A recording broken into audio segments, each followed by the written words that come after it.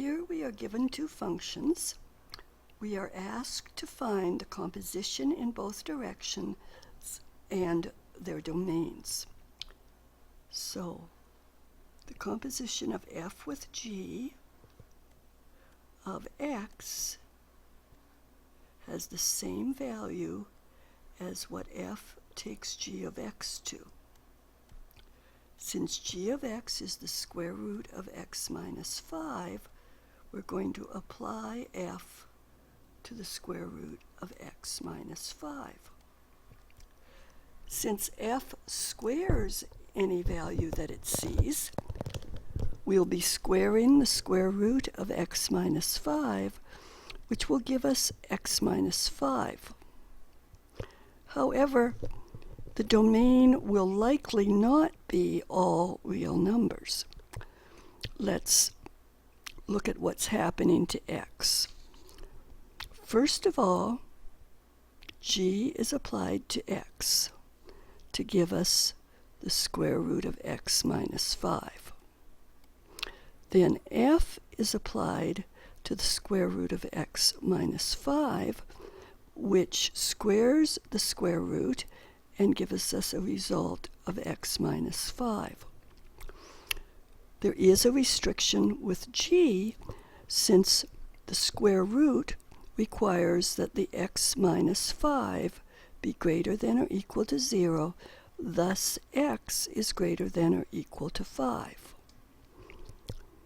F is a polynomial function. It does not have a restricted domain.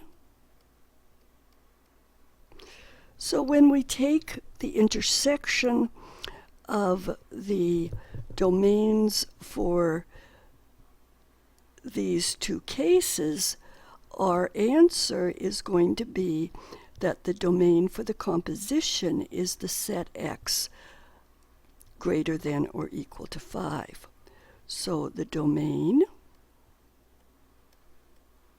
for the composition of f with g is x greater than or equal to 5, or in interval notation, the half closed interval from 5 to infinity. Bracket on the 5, parentheses on the infinity. The 5 is included. Now let's look at the other direction. So we're going to take g of f of x. That result will be the same as what g takes f of x to. Since f of x is x squared, we'll have g of x squared. Now g takes any input to the square root of that input minus 5. So we're going to have the square root of x squared minus 5. Again, we are likely to have a restricted domain.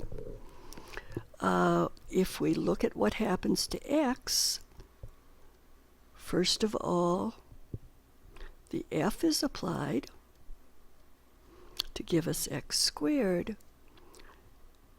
Then the g is applied to give us the square root of x squared minus 5. There is no restriction for the function f, but g does have a restriction because of the square root. We know that the x squared minus 5 will have to be greater than or equal to 0. So x squared will have to be greater than or equal to 5. I can take the square root of both sides here. And the square root of x squared is always the absolute value of x. So the absolute value of x is greater than or equal to 5. So the square root of x squared is x itself if x is greater than or equal to 0, but its opposite if x is negative. And that's the very same as what the absolute value function does to x. And we've already looked at absolute value functions in inequalities, and we know that the absolute value of x greater than or equal to 5 is equivalent to x being less than or equal to negative the square root of 5, or x being greater than or equal to the square root of 5. So when we take both of these domains into account, we take their intersections, we see that the restriction is for g of f of x